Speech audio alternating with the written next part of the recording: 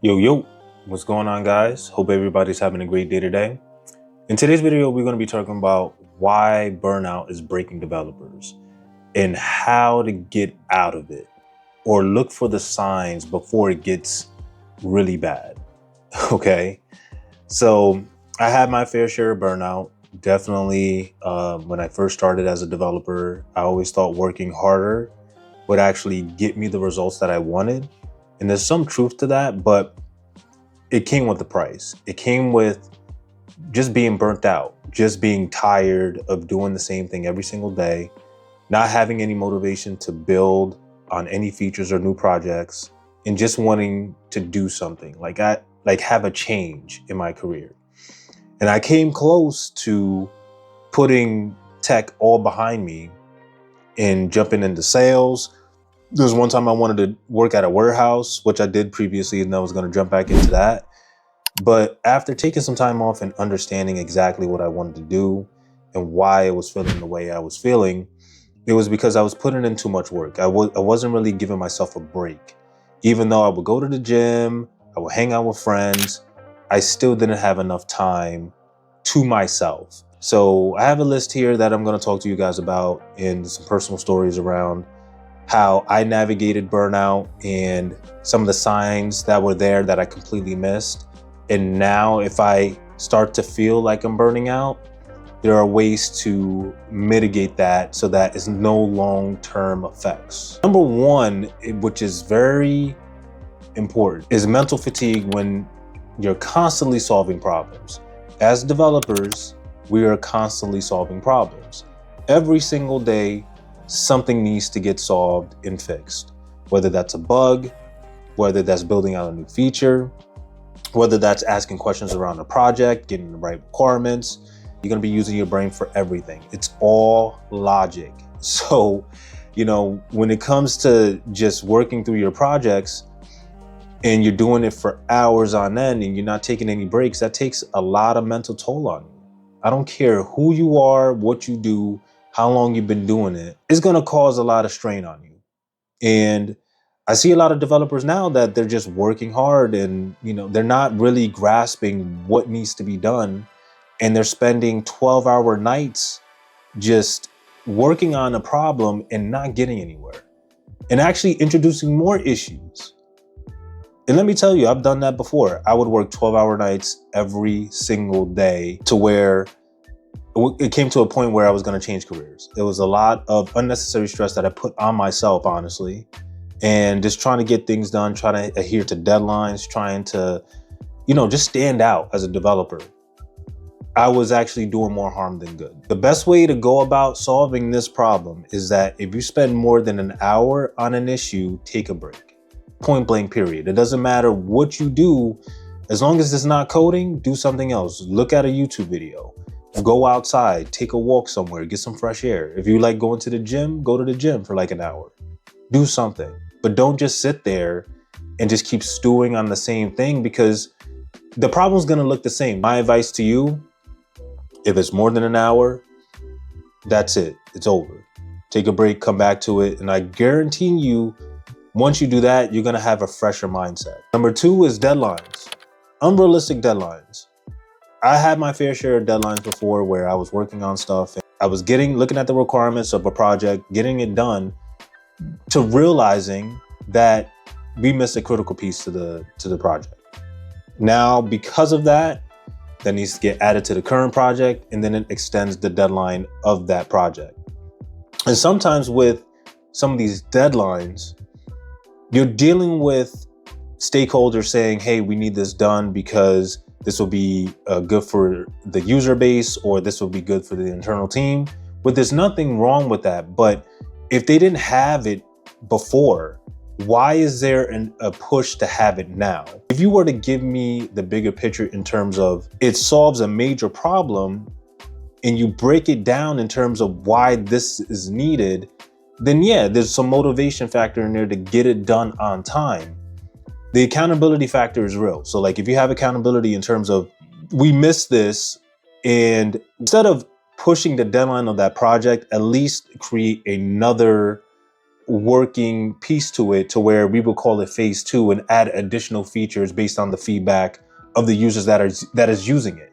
So once you get that information back, now everything is kind of documented within the second phase of that project, and you're not really pushing yourself to get it done. So biggest takeaway from this, ask questions frequently, ask why this needs to be done in this particular timeline, and what would happen if, I don't know, we forget a requirement. Is that like a showstopper? Do we have to push things back?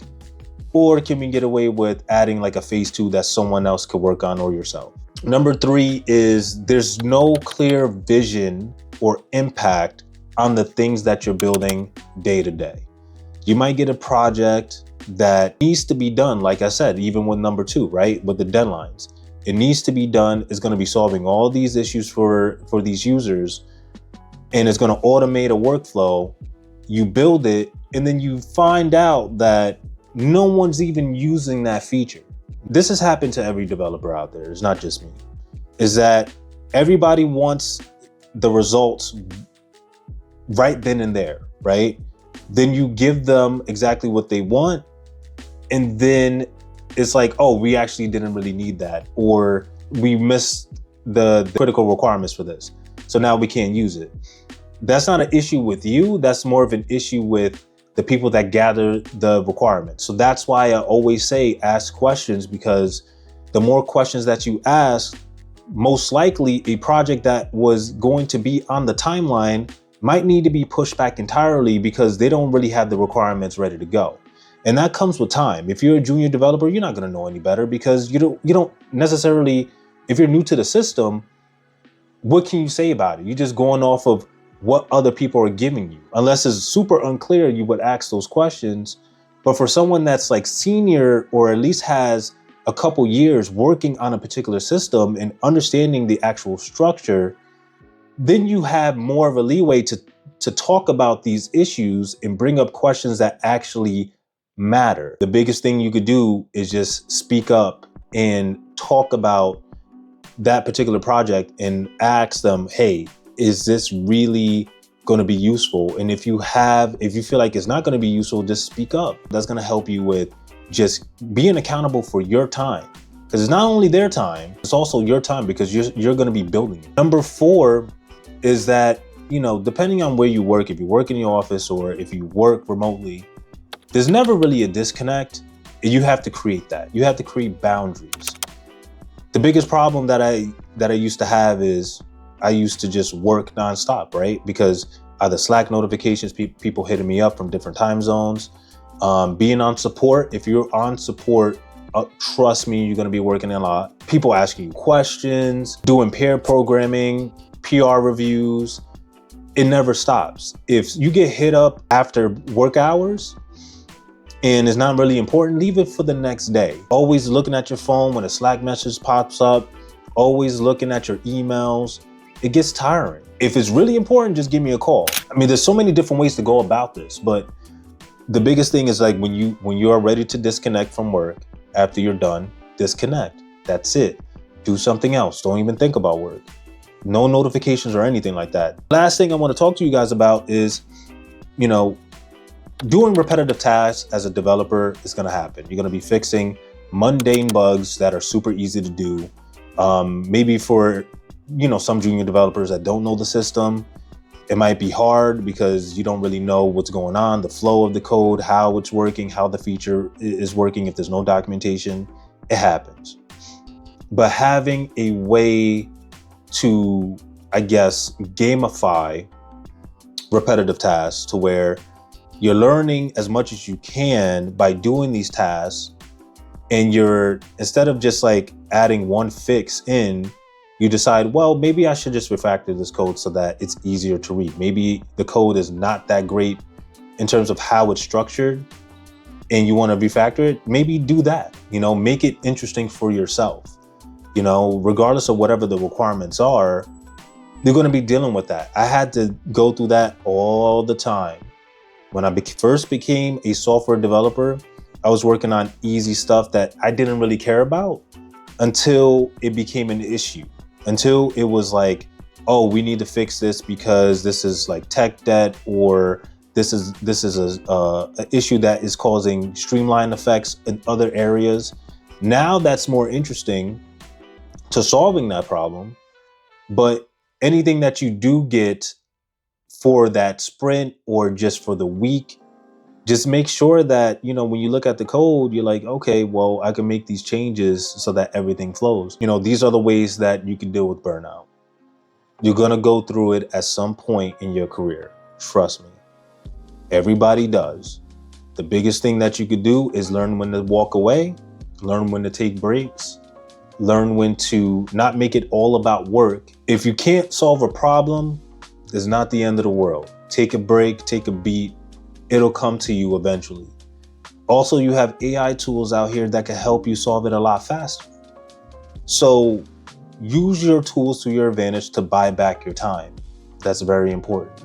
If you do that, you don't have to worry about burnout. You don't have to worry about being stressed all the time, having that reach into your personal life to where everything just seems like a blur. You'll have somewhat of a balance, and you will know how to turn things on and when to turn things off.